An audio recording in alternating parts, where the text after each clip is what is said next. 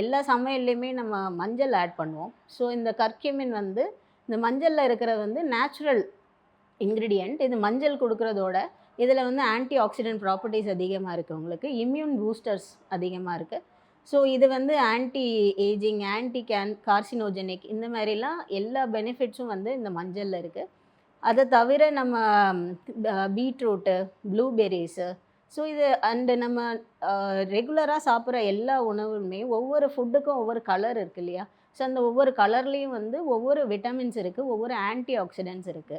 So இதெல்லாம் வந்து நமக்கு நேச்சுரலா கிடைக்கிறது.